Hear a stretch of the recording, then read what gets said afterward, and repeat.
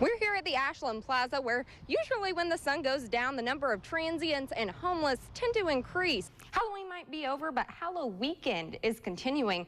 Overnight, Ashland police were out in full force yet again, looking for anyone wreaking havoc on the street. And while some of those neighbors heard and saw everything when that suspect was taken into custody right back here, some were here when those gunshots echoed through the neighborhood. These are the little shards of glass that are left over from that burglary that took place out here at Green Valley Wellness earlier this morning. Now, that burglar broke that glass window and went inside. Now, that train, though, moving very slowly through town, so it was only going about 10 miles per hour, according to witnesses. We also have a description of that suspect. Police say at the time of the bank robbery, he was wearing all black. He had on a fake long beard that was down to his knees. And Dave, we're taking a look at a catalytic converter right now, and that's right up here, just right underneath your car. But get this, parents, kids are actually saying that these smartphones and other techie devices are coming in handy this year because they offer a little bit of everything. Caldera is just one local Ashland business that's only serving water upon request. They expect it to all be melted by the end of this weekend. That's what we're gonna need. We're gonna need that rain for sure. I like those warm temperatures though. Wednesday, Thursday, 68 degrees, I'll take it. So if you are out on the roads, be sure to use caution, slow down if you need to, and allow enough following distance between yourself and the car in front of you. Live near Mount Ashland, Randa Gore, Newswatch 12. Police officers are patrolling the street in police cruisers and on foot, looking in inlets just like this for any transients that might be sleeping inside. It's 4 a.m. downtown Grants Pass. 84, right around the corner. And Officer Robert Shaw has his eyes peeled, looking for transients hiding out as part of a routine downtown transient sweep. What they'll do is they'll sleep right behind this ramp. So when you're driving by, you actually can't see them. After about an hour of checking known hotspots, he finds 2 people camping out and calls for backup. He wakes the 2 people and goes through the typical protocol. All right, guys, start packing up your stuff. I'm gonna have to get some paper for you, just like we did before. These 2 are regulars and, like most, are no strangers to police. Both subjects we met multiple times, and the male had received, I'm ballparking it at around 5 citations for the same thing, sleeping in alleyways.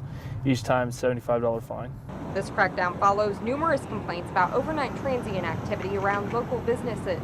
The downtown transient sweeps have been going on for months, and now local law enforcement and city officials say they're finally seeing results. We see that it's really working, that that behavior's changed or moved somewhere else, but is not as much in the alleyways and doorways of our downtown. Mr. Tiffin, how are you? Police say the transients gather downtown because it's centrally located and close to 24-hour stores and free hot meals. Drunk driver? Some are found intoxicated while others are just looking for a place to lie down for a few hours. What's your first name? Either way, if you're caught, there's a chance of getting cited. The most I've written in one night, I believe, was around 4. And while the problem is being dealt with, police say there's no chance of it completely disappearing. I believe that there's certain people that are just going to continue to do what they do no matter how many citations they receive or how many fines that they can accumulate. At 9 a.m. this morning, a loud and energetic picket line was back at work, this time welcoming substitute teachers as they arrived for orientation. Honor our line, honor our line. As 5 buses full of substitute teachers drove onto school grounds, picketers blocked their path, some even taking out their cell phones and holding them up to bus windows. Teachers say they're frustrated and they're ready to go back to the bargaining table today. Get back to the board, get back to the table, and let's work. You know, we're here working, they're there working, so why aren't we meeting and working? I want to go back to work tomorrow. What we need is movement by the district and collaboration to get a fair contract and get back in the classroom with our kids. The district says since contract negotiations didn't pan out as planned last night, they need to take these next couple of days to prepare the guest teachers coming in from all over the state. We are very focused on having academic learning occur this next week. That's our goal every week. Today at orientation, the guest teachers went over the Medford School District curriculum and emergency procedures. The district would not reveal how many substitutes there were, but did have this to say. We have more than we need to run all of our classes. The district says those teachers are prepared to stay for the duration of the strike. I saw, the first police cars arrive. There was multiple. There was 1 or 2, and then a whole bunch of them came. It was just about 9 a.m. when police crowded the 6500 block of Truick Street between White City and Central Point. I walked outside and seeing that there was like 30 cops out front. Neighbors were in shock and disbelief when they learned about the death of a wife and mother. Female and male related? Yes. Husband, wife? We believe so, yes. Police believe the victim's husband, Wade Eugene Phillips, shot and killed her in her home with 3 kids inside. A witness says the children, ages 5, 11, and 18, managed to escape from the home and ran to a neighbor's house. All other occupants right now that we're aware of are safe and are being tended to. Neighbors say the family recently moved to the area. It was up for sale like 6-8 months ago, maybe somewhere around that time. And then that's when these people moved in. But still, the neighborhood's in shock after this gruesome crime and a day-long manhunt for the suspect by SWAT teams, K-9 units, and helicopters who searched the area for Phillips. We mobilized most of all of our resources at the time of the sheriff's office and then called in additional resources. Thank you for joining us on Newswatch 12 at 5. 2 suspects are facing charges after leading police on a chase in Medford last night. Those 2 were caught at the intersection of Table Rock Road and North Pacific Highway only after police put down spike strips to stop the truck that they were driving.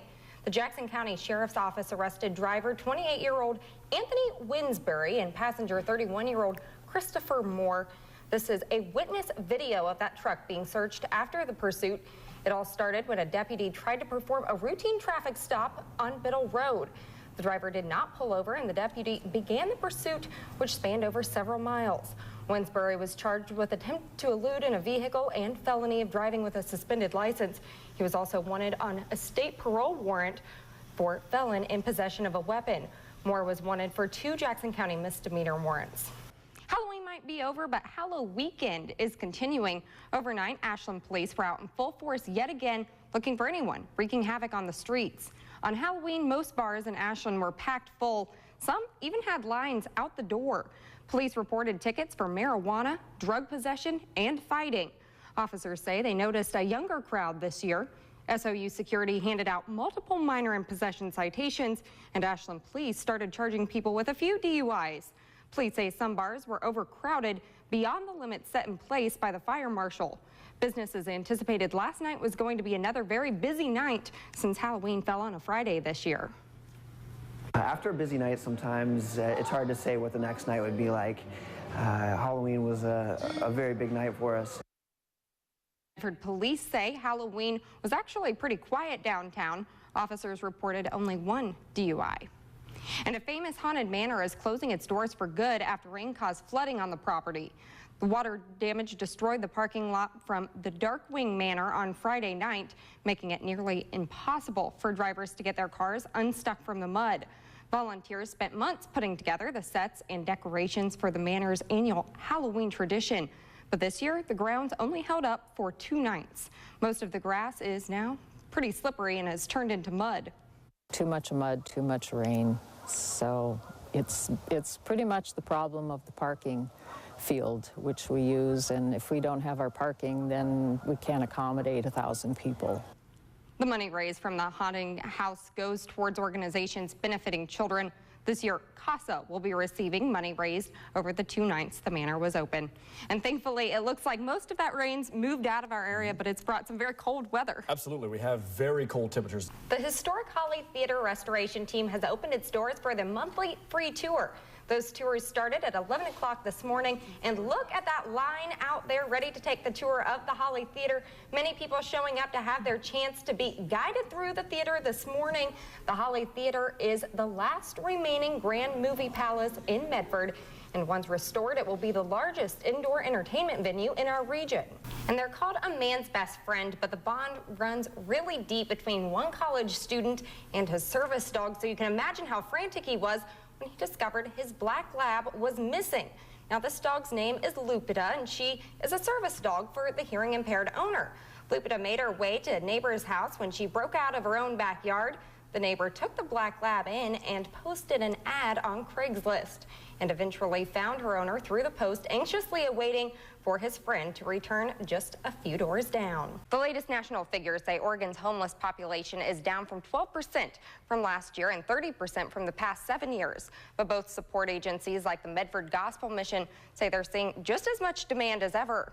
They say the problem is that many people sales are expected to top $42 billion this year, according to the trade publication Retail Value News. Consumer Reports rates 53rd of the biggest outlet stores for the value, quality,